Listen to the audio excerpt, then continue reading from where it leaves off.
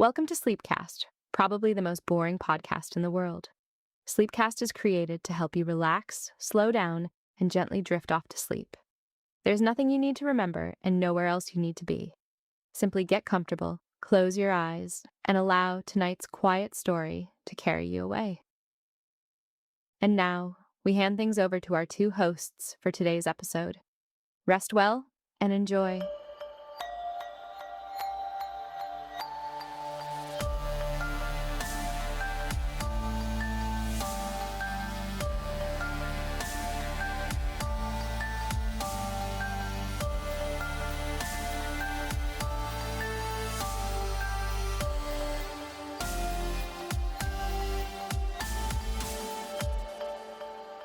You pull up to a drive-through window.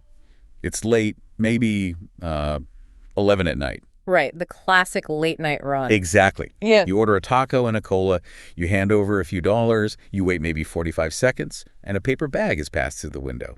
It's incredibly simple, right? Yeah, I mean, it feels like a completely binary transaction. You have money, they have food, you make the exchange. And you just drive off into the night. It's entirely comforting, you know? We like to think of our daily interactions as these neat, self-contained little bubbles. You're hungry, and a neon sign provides the solution. But then you actually look at what it takes to get that taco and that cola into your hands in 45 seconds. And suddenly the illusion of simplicity just shatters. It really does. We're looking at a commercial landscape that is honestly mind-bogglingly complex. If you pull back the curtain on that single paper bag, you find an entire hidden universe. It's the absolute definition of an intricate global architecture because the sheer logistical, financial, and legal plumbing required to make that simple transaction happen without a hitch. Thousands of times a minute all over the world is staggering. And that's exactly what we're getting into today. So welcome to the deep dive. Today, our mission is to trace the hidden architecture of the global food and beverage empires that literally feed us. And we've got some incredible source material for this. We do.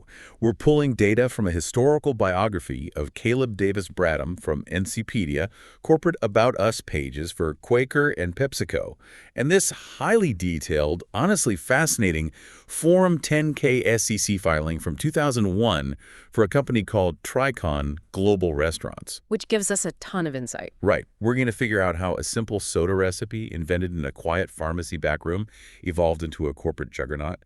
We're going to see how these behemoths pivot when macroeconomic crises hit. Because they absolutely do hit. Oh, yeah. And we're going to explore the intense, borderline chaotic complexities of running tens of thousands of restaurants simultaneously. It gives us this incredible dual perspective. I mean, we start with a very intimate, human-scale origin story from the late 19th century, and we trace the DNA of that single idea all the way to the hyper-structured, legally fortified realities of multinational corporations a century later. Okay, let's unpack this, starting with that human-scale origin story. Because before there was a global mega corporation, before there were billions of dollars in revenue or massive supply chain co-ops, there was just a guy in North Carolina. Just one guy, Caleb Bradham. Right.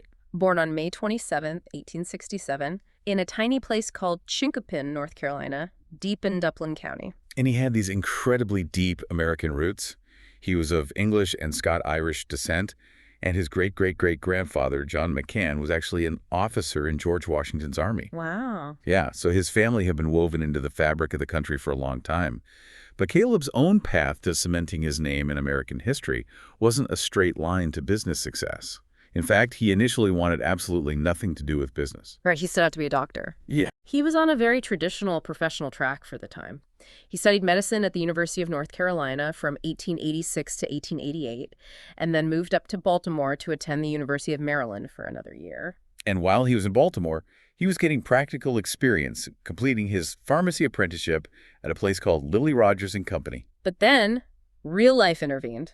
As it always does. Yeah, his family ran into severe financial troubles back home in North Carolina, and he ran out of funds. He couldn't finish his medical schooling. He had to drop out and return home. You have to imagine the emotional whiplash of that. You're on track to become a physician, the money dries up, and suddenly you're back home taking a job as a teacher at a local private school, the Vance Academy in New Bern. It's a massive pivot, and a humbling one, frankly. Yeah. But he didn't abandon his medical background. He kept pushing.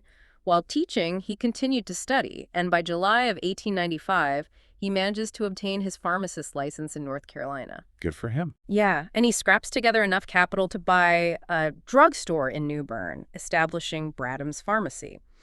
And this is the inflection point where the trajectory of his life and consumer history really completely changes. Right, because we have to put ourselves in the shoes of someone living in the 1890s.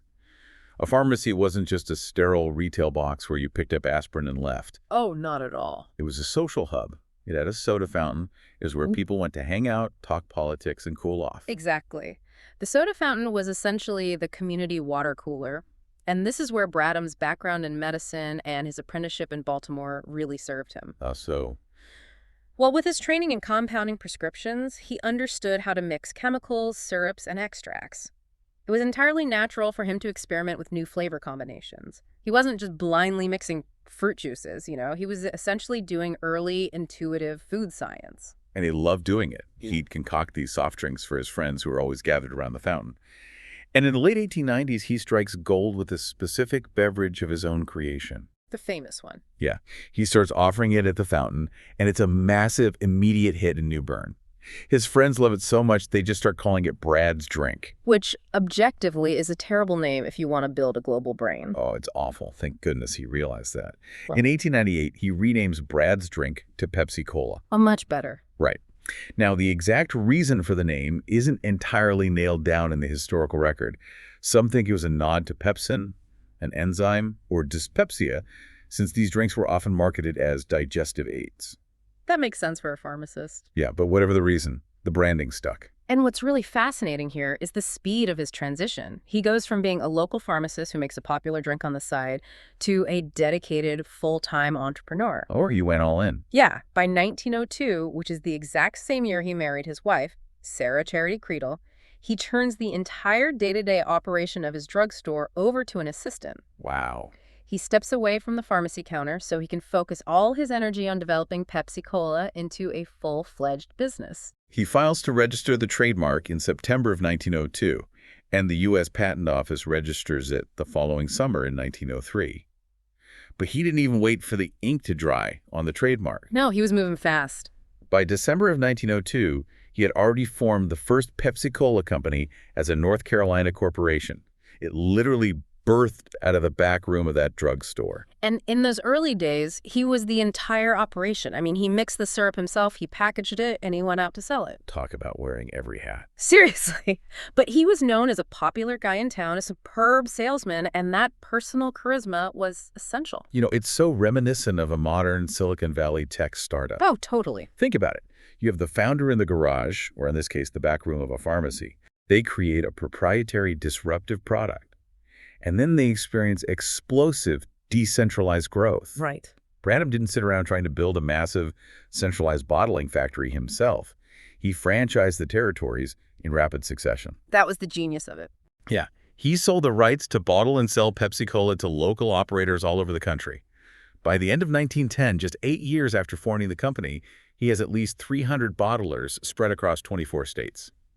That level of scaling in the early 1900s, pre-internet, pre-interstate highway system is just phenomenal. It's wild. And he was, as you said, all in. He even resigned from the North Carolina Board of Pharmacy in 1909 because the beverage business demanded absolutely all of his time. But that rapid expansion model, while brilliant for market penetration, had a fatal flaw. Yes, it did. It exposed him to severe macroeconomic risks. He survived the initial burst of growth, but then World War I hits, and post-World War I, the bottom just completely falls out of his world. It was the sugar market. The extreme volatility of sugar prices following the First World War caused his 20-year-old company to fail. 20 years, gone. Yeah, he fought incredibly hard to save it, but the debt was too much. He went bankrupt. I want to pause here, because this is wild to me. How does a company with 300 bottlers across half the country just collapse? He has a proven product, he has demand, he has a distribution network. Well, according to the sources, it's the ultimate cautionary tale of early business scaling. The failure wasn't just because sugar got a bit expensive. There were 3 distinct structural reasons why Bradham lost his empire. Okay, lay them out for me. First, he was essentially a third of a century ahead of his time. The physical technology of mass bottling just hadn't been perfected yet, which made consistent distribution, sanitation, and quality control across 300 independent bottlers an absolute nightmare. Right. If a bottler in Ohio sells a flat or sour batch of Pepsi, it ruins the brand reputation, and Bradham has no real-time way to track that. Exactly. You can't just send an email and check on quality control. Yeah. Second, he lacked advanced knowledge of advertising and marketing. When you're selling a discretionary consumer beverage, basically, sugar water marketing isn't just a department, it is the business. You have to constantly manufacture desire. Yes. And the third reason, which is the absolute nail in the coffin, is that single commodity vulnerability. He was entirely dependent on sugar. Oh, man. Think about it like a modern tech company today that relies entirely on a single microchip manufacturer in one specific country. If that factory goes offline, or if the price of that microchip skyrockets by 500% overnight, the tech company dies. They can't ship their product. Exactly. Bradham was in the same boat. During the war, sugar prices were price controlled. But after the war, the controls were lifted and prices went crazy. So what did he do? Bradham panicked and stockpiled sugar at peak prices, thinking it would keep going up.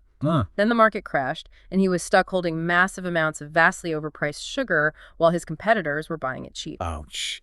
He had no financial hedging instruments, no diversified portfolio to lean on. Darn. When your core ingredient turns toxic on the balance sheet, it's a death sentence. Precisely. Yeah. Despite being a brilliant salesman and having a great product, the macroeconomic forces were completely out of his control. It's a tragic end to his business career. But looking at his life, he didn't just crawl into a hole. No, not at all. The historical records show he still lived a very full, deeply engaged life outside of that business failure. He was heavily involved in the Shriners. He was the recorder of the Sudan Temple and eventually retired as recorder emeritus in 1930. Yeah, he stayed very active in his community. He was a bank officer. He was even an honorary president of a state-owned railroad. And public service, too. He was one of the founders of the North Carolina Naval Militia in New Bern, which later evolved into the Naval Reserve. He actually retired with the rank of Rear Admiral. Wow. Yeah, and he was known to enjoy boating, hunting, fishing, and was a fine marksman. I love that he never forgot his roots in pharmacy either. He was a lifelong supporter of the UNC School of Pharmacy. In 1901, right before he launched the Pepsi Corporation, he created the Bradham Prize for the pharmacy student with the highest average. That's a great legacy. Yeah, and he kept funding that prize out of his own pocket until 1930, just a few years before he died in 1934. He raised 3 children. It's a very rich, full American life. It is, but there is a fascinating, almost poetic irony to his story. Oh. Bradham's bankrupt enterprise didn't disappear. The corporation failed, but the underlying asset, the recipe, the trademark, the brand equity of Pepsi-Cola survived. Because it was bought out of bankruptcy, right? Exactly. It's bought out of bankruptcy, stabilized by other investors, and eventually grew into one of the most powerful corporate umbrellas on earth. The product outlived the man, which is the perfect transition to look at what that little pharmacy backroom experiment looks like today. Let's do it. Let's fast forward from Bradham mixing syrup by hand in 1902 to PepsiCo today.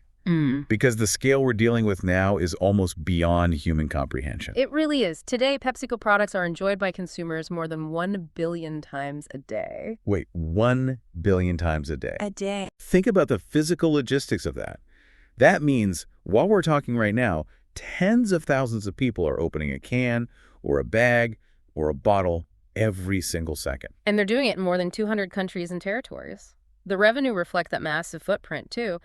They generated nearly $92 billion in net revenue in 2024. 92 billion. Yeah. And they aren't just a cola company anymore. They are a sprawling, complementary beverage and convenient foods portfolio. It's a who's who of supermarket aisles. You've got Lay's, Doritos, Cheetos, Gatorade, Pepsi-Cola, Mountain Dew, SodaStream, and Quaker. It's massive. These aren't just successful brands. These are cultural staples. Many of these individual brands under the PepsiCo umbrella generate more than $1 billion each in estimated annual retail sales alone. And the Quaker edition is particularly significant. Oh, definitely. Quaker's family of brands has been around for 130 years. Today, based on the text we're looking at, 7 out of 10 U.S. households purchase Quaker products. 7 out of 10. If you're a competitor, how do you even fight that? You don't, really. That kind of market penetration is the absolute holy grail for a consumer goods company. But here's the thing.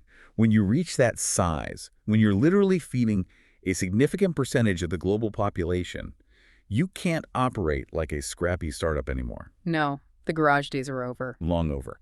You need a massive, overarching strategic framework just to keep the wheels on the bus. Which brings us to their current corporate guiding vision, a strategic framework they call PEP Plus, or PepsiCo Positive. Okay, I'm going to be honest. I read through their materials on this, and it sounds like the ultimate corporate PR word salad. It is very heavily branded. Right. They say, and I'm quoting here, PEP Plus is our strategic end-to-end transformation that puts sustainability and human capital at the center of how we will create value and growth by operating within planetary boundaries and inspiring positive change for planet and people. It's a mouthful. It sounds lovely. It sounds like they're trying to save the rainforest. Yeah. But operationally, what does that actually mean?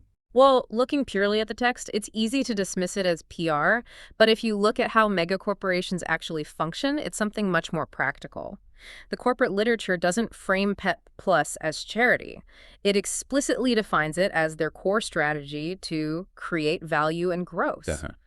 When you serve 1 billion consumers a day, sustainability isn't just a feel-good buzzword, it's a hardcore functional necessity. Because if the farmers they buy from run out of water, or if the soil degrades to the point where agriculture fails, PepsiCo literally cannot make their products. Exactly. When they talk about operating within planetary boundaries, they're talking about risk management. Ah, I see. They use more potatoes, oats, and clean water than almost anyone else on Earth. If those resources become scarce or volatile, just like sugar did for Caleb Bradham in the 1920s, the company is exposed. So PEP Plus is their way of building deep resilience into their agricultural supply chains, ensuring they have the raw materials they need for the next 50 years. So it's self-preservation dressed up as philanthropy. It's an alignment of interests. Securing their supply chain happens to align with environmental sustainability. And they are very deliberate about communicating their economic footprint alongside this. I want you to know how big they are. Oh, yeah. They highlight data showing their network supports over 440,000 jobs nationwide and contributes nearly $65 billion to the U.S. GDP. They sponsor research like Gatorade studies on women's hydration and nutrition disparities. They're constantly reminding everyone, hey, we aren't just selling chips. We are a load-bearing pillar of the modern economy. Which is necessary when you're that large. You need good relations with regulators, governments, and the public. So PepsiCo dominates the world of packaged foods, chips, oats, sodas, things that have a long shelf life, things that are manufactured in massive, highly automated factories and shipped out on pallets. Very efficient. It's an incredibly efficient business model. But they used to be heavily involved in a totally different kind of business. They did. They used to be in the business of actually cooking and serving hot food to people. They owned restaurants. They owned an absolutely staggering number of restaurants. Right. And then they decided they wanted out. Yeah. Which triggers one of those fascinating corporate divorces in history. To understand this, we're going to dive deep into a 2001 Form 10K SEC filing for a company called Tricon Global Restaurants. And a 10K, for anyone who hasn't read one, is a comprehensive annual report filed with the Securities and Exchange Commission. It's dense. Very dense. It's essentially the unvarnished legal and financial truth of a company's operations, risks, and strategies. And Tricon's 10K outlines a massive shift in corporate focus. Walk us through it. Well, in January 1997, PepsiCo announced its decision to completely spin off its restaurant businesses to its shareholders as an independent, publicly traded company. And this wasn't a small side project they were letting go of. This new company, Tricon, which began trading on the New York Stock Exchange under the ticker symbol YUM on October 7th, 1997, was a monster from day one. Oh, absolutely huge. At the time of this 2001 filing, Tricon was the world's largest quick-service restaurant, or QSR, company based on system units. We're talking over 30,000 retail units spread across over 100 countries and territories. 30,000 restaurants. And to run that, they employed approximately 210,000 people. That's a massive workforce. And here's a critical detail. Over 65% of those employees were part-time. That tells you a lot about the labor dynamics of this business, which we'll get into later. But those 30,000 units were made up of 3 core, absolutely dominant concepts: KFC, Pizza Hut, and Taco Bell. The market dominance of these three brands at the time of the spinoff was incredible. Let's look at Taco Bell. Founded in 1962 by Glenn Bell in Downey, California, by 2001, it held a 64% market share in the U.S. Mexican QSR segment. 64%. They essentially were the category. Pretty much. And KFC, which Colonel Harlan D. Sanders started back in 1939, opening his first franchise in 1952, held a 46% market share in the U.S. chicken QSR segment.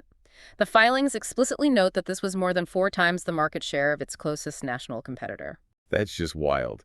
And then there's Pizza Hut.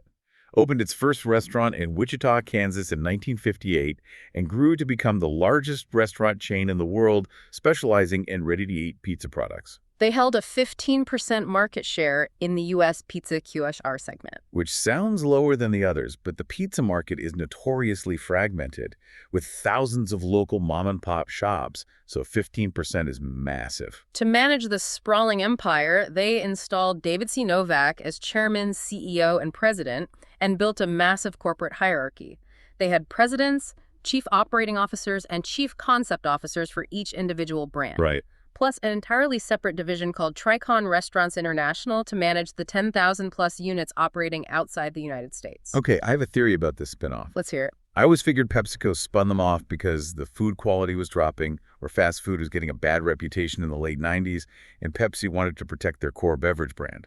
Is that why they dumped the largest restaurant chain in the world? That's a common assumption, but based on the filings, the reality is much more about the mechanics of capital and corporate management. Okay, so what was the real reason? Running 30,000 retail restaurants requires vastly different capital strategies, real estate portfolios, and human resource management than bottling soda or bagging chips. Explain that difference to me. Why is it so much harder? Think about the operational paradigm. Packaging chips is about manufacturing efficiency. You build a massive centralized factory, you automate as much as possible, you run it 24/7, and you ship pallets of non-perishable goods to grocery stores. Right. It's highly predictable, high margin, and relatively low labor per unit of revenue. Okay, and restaurants. Restaurants are the exact opposite. The quick service restaurant market is notoriously intense. It's incredibly low margin, highly competitive, and requires constant, massive capital reinvestment. Because things break down. Exactly. You have to buy prime real estate on busy corners. You have to maintain ovens, fryers, and dining rooms. And most importantly, you aren't managing a few automated factories. You are managing a massive, decentralized workforce of hundreds of thousands of teenagers, shift workers, and managers who are cooking hot, highly perishable food on demand. It's absolute chaos compared to making Doritos. Exactly. PepsiCo looked at their balance sheet and realized that the restaurant division was tying up massive amounts of capital for a relatively low return compared to their packaged goods. They wanted to focus on high-margin products. Tricon needed to be an independent entity so it could focus all its capital, leadership, and operational focus purely on the grueling reality of the restaurant business without having to compete for funding with a highly profitable soda division. Okay, that makes total sense. But here's the catch. To survive as an independent company out from under the safety of the PepsiCo umbrella, Tricon couldn't just keep doing what Pepsi was doing. No, they had to change. They had to radically change how they managed all that real estate and all those employees. Which leads us to their massive strategy of scale. Specifically, a massive push toward refranchising. This is the core structural shift that defined Tricon's early years. The 10K details a massive strategy to rebalance the system toward far more franchise ownership and far less corporate ownership. You look at the numbers in this filing, and it wasn't a slow transition, it was an absolute purge. Yeah, it was fast. From 1995 to 2001, they refranchised, which means they sold company-owned stores to independent local operators over 6,100 units. You can actually see the acceleration in the data. The jump is crazy. In 1995, they sold off a modest 264 units. But by 1997, the year of the spinoff, they slammed on the gas, offloading over 1,400 stores in a single year. They hit almost 1,500 the next year. As a result, their overall corporate ownership of the restaurants plummeted from 47% down to just 21%. It was a fundamental restructuring of their balance sheet. Okay, let's break down why this is such a big deal, because I think a lot of people don't understand how franchising totally rewires the business model. Let's do an analogy. Yeah, let's use an analogy. Here's where it gets really interesting. Imagine a real estate developer who owns a massive 500-unit apartment building. For years, they've been collecting all the rent. which is great. Very lucrative. But they've also had to fix every single leaky toilet, hire the janitors, replace the carpets, and deal with noise complaints at 2 a.m. The operational friction is huge. Right. So refranchising is the developer deciding, I no longer want to be in the business of fixing toilets. Instead of owning the physical building and dealing with the headaches, they just sell the architectural blueprint and the brand name of the building to someone else. Makes sense. They let the new owner buy the land, build the building, and hire the plumber. The developer just collects a royalty fee off the top of the rent every month, while the new franchise takes on the risk, the capital investment, and the leaky toilets. That's a perfect way to visualize it. By refranchising, Tricon drastically reduced its need for capital spending.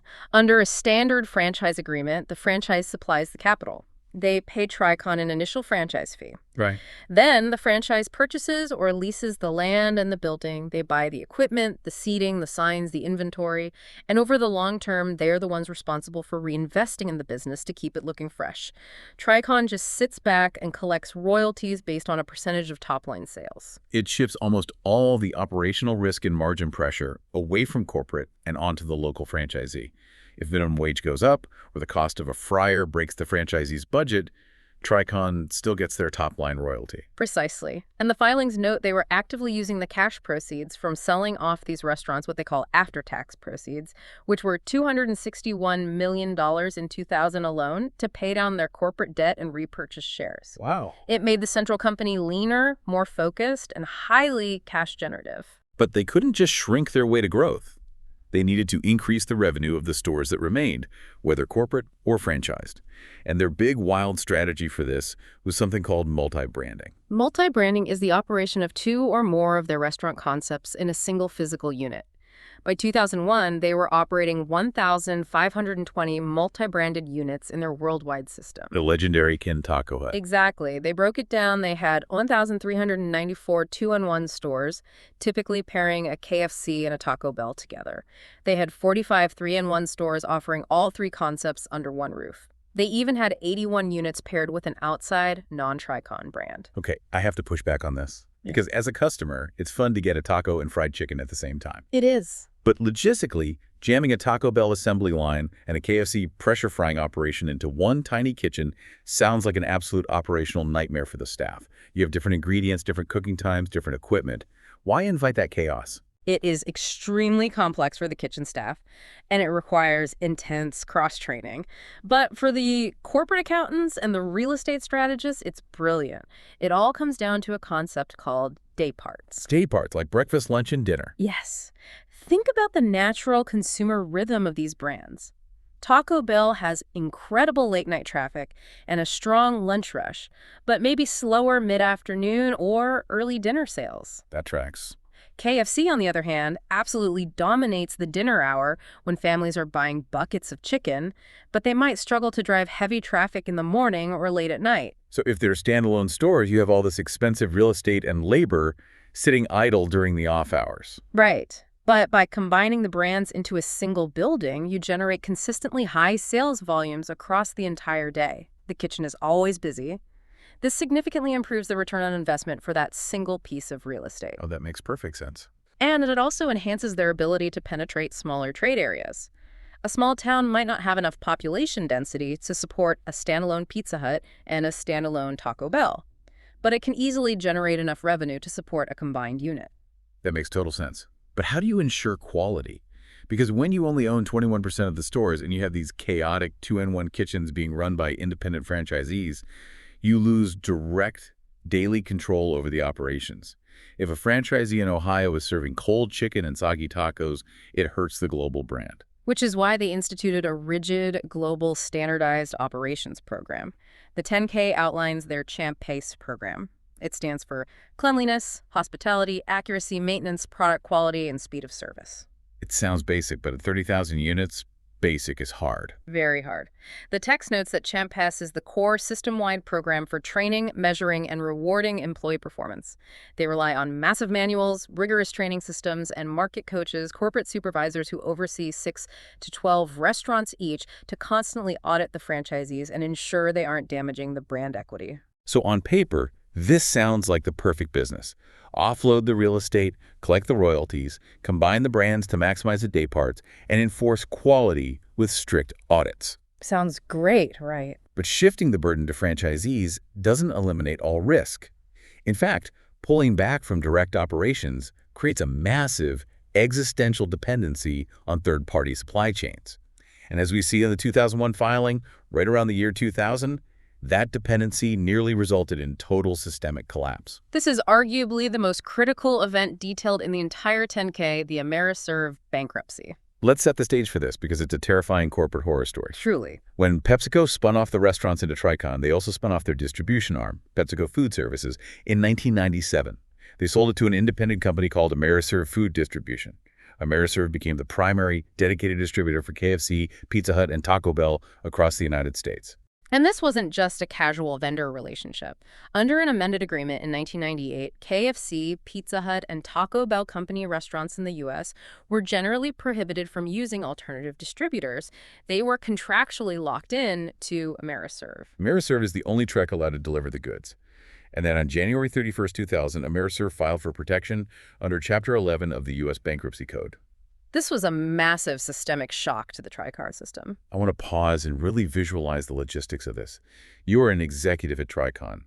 You have thousands of restaurants across the country that expect deliveries of cheese, tortillas, raw chicken, and paper cups twice a week. Yep. They don't have massive walk-in freezers to hold a month of inventory. Fast food relies on just-in-time delivery. If your sole legally mandated distributor goes bankrupt, how does the cheese get to 7,000 Pizza Huts? You can't just ask your store managers to run to the local grocery store and buy out the berry aisle. You can't. The vulnerability of a hyper-consolidated supply chain is immense.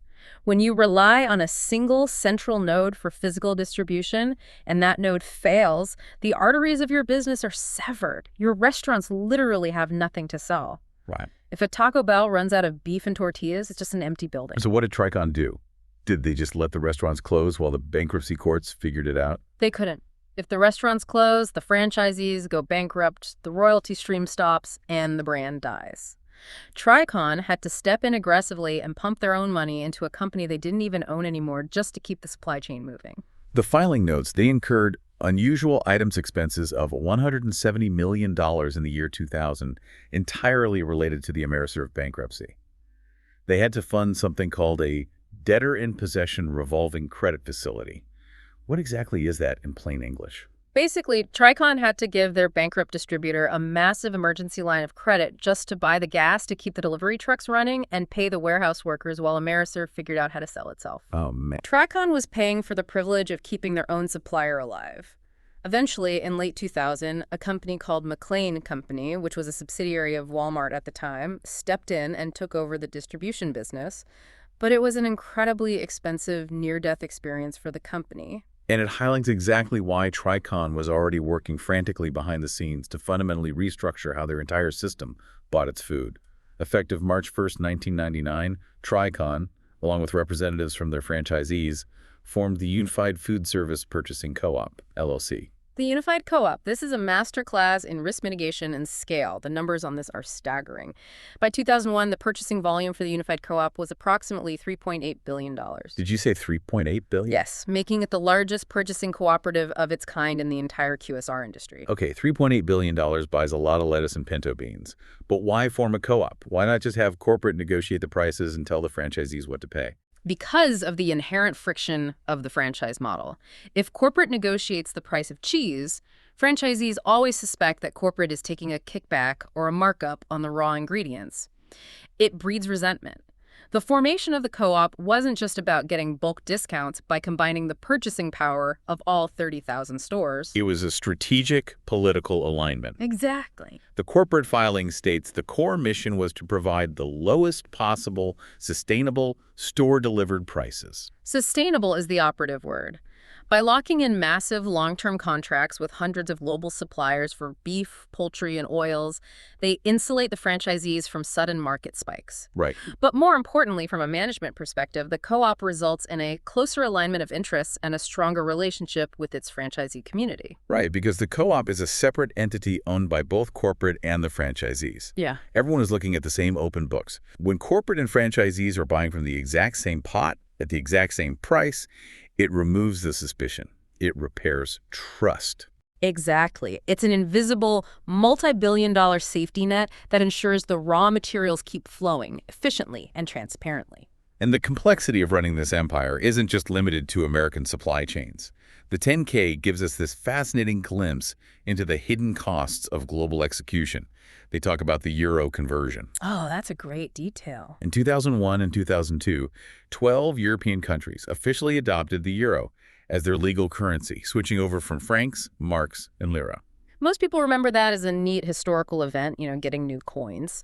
But for a multinational retailer, it's a massive technological hurdle. Tricon had to proactively spend $5 million, with $3 million of it in 2001 alone, just to prepare their restaurants for this. Right. They had to physically upgrade point-of-sale cash registers, update back-of-house accounting software, and retrain staff across all their European markets so that when the clock struck midnight and the new currency dropped, the systems didn't crash. The text notes that this proactive spending resulted in a smooth transition without any significant unexpected business disruptions.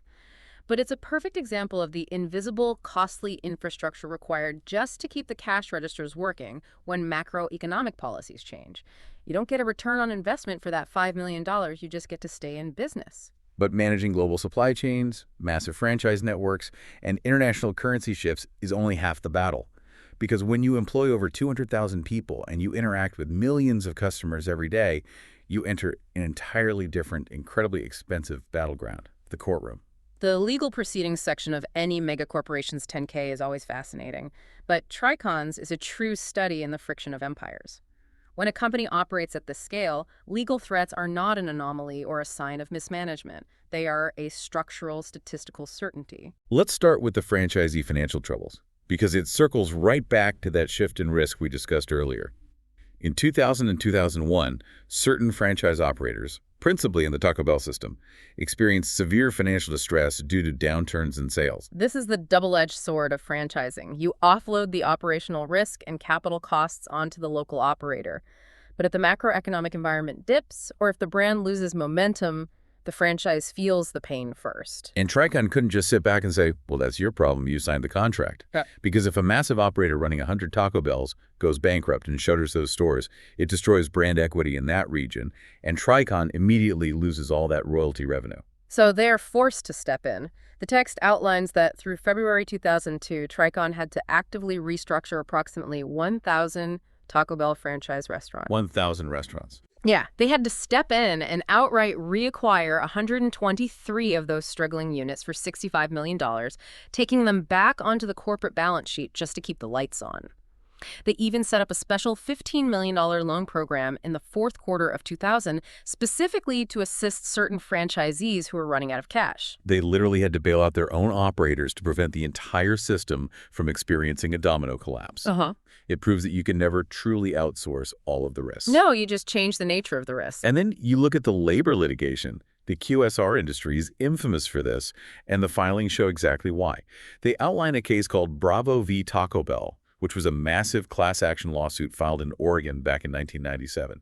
It was filed by two former shift managers who were purporting to represent 17,000 current and former hourly employees statewide. 17,000 employees, that's huge. Yeah, they were alleging systematic unpaid wages, including off-the-clock overtime and violations of state-mandated rest and meal periods. And we have to ask why this happens so frequently in this industry. It's a structural tension.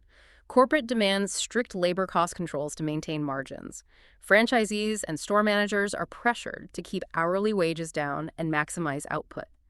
In that high-pressure environment, shift managers end up working through breaks or clocking out and continuing to work just to get the store clean and hit their metrics. It's systemic.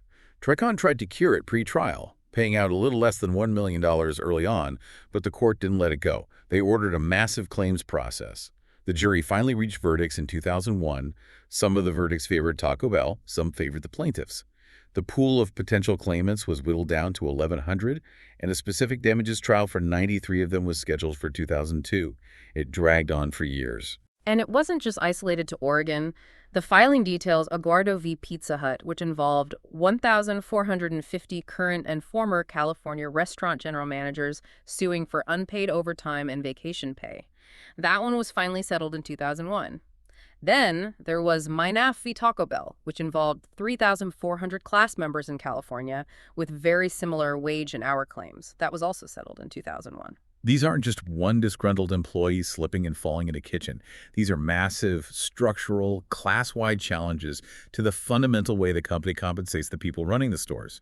If they lose these cases, it doesn't just cost them the settlement, it forces them to change their entire labor model, which impacts profitability forever. And amidst these incredibly high-stakes, structurally vital labor disputes, you have intellectual property fights that sound almost completely absurd but carry massive financial weight and drag on for years.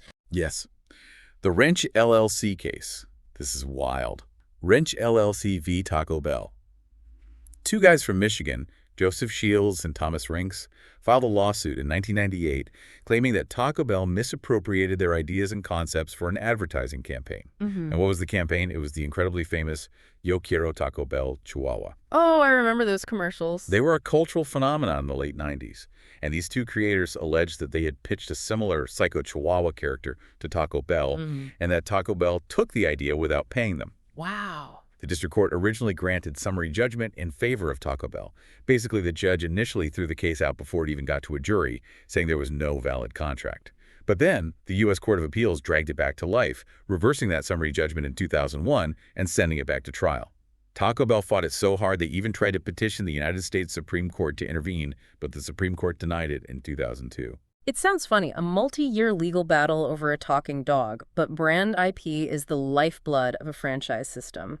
If they are found liable for stealing the marketing concept that drove billions in sales, the damages could be catastrophic. And there's another one, CF Packing Company, Pizza Hut. A Chicago meat packing company sued Pizza Hut, claiming they misappropriated trade secrets regarding the specific process for manufacturing pre-cooked Italian sausage pizza topping. Pizza topping secrets. Yep, the appeals court revived this one too, and Pizza Hut ended up quietly settling for a lump sum right before trial in 2002 just to make it go away. What is most illuminating about reading this in a financial filing is how the corporation handles this constant friction mathematically. They don't panic, they literally budget for it. The text shows that they mark the costs of these massive settlements under unusual items in their cash flows. In 2001 alone, they reported unusual items income of $3 million, but in the year 2000, they had unusual items expenses of $204 million, much of it related to the Ameriserve bankruptcy and these various litigation settlements. It's just the cost of doing business at scale. The diversity of the threats is absolutely amazing to me.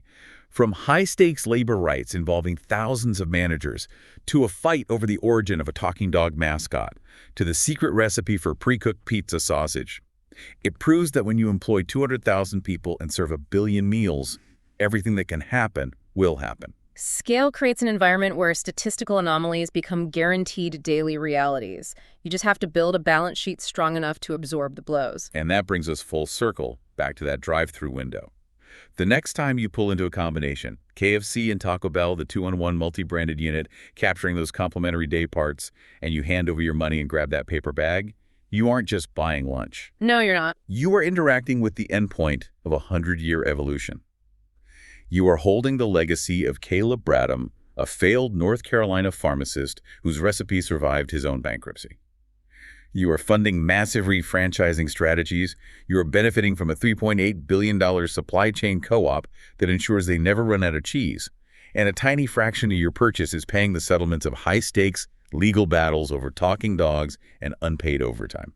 It is a remarkable progression of corporate survival. Caleb Bradham lost his Pepsi-Cola empire in the 1920s for one simple reason: he was fully exposed to a single commodity crash, the price of sugar. Right. He had no buffer.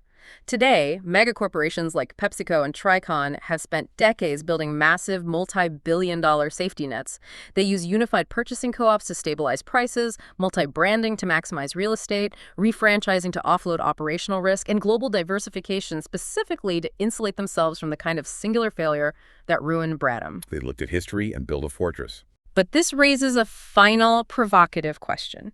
As these corporate entities continue to consolidate into fewer, infinitely larger hyper-connected networks, where a single bankruptcy like Ameriserve can instantly threaten 7,000 restaurants simultaneously, are they truly immune to market forces? That's the big question. Or have they simply built a much larger balloon that is waiting for a much sharper pin? Something to mull over the next time you are enjoying that 45-second transaction.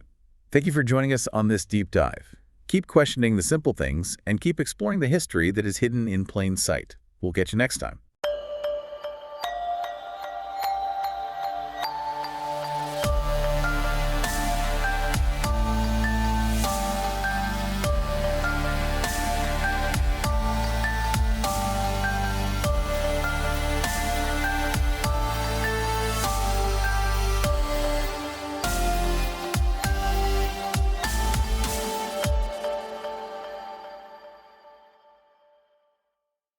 And that brings another quiet episode of Sleepcast to an end.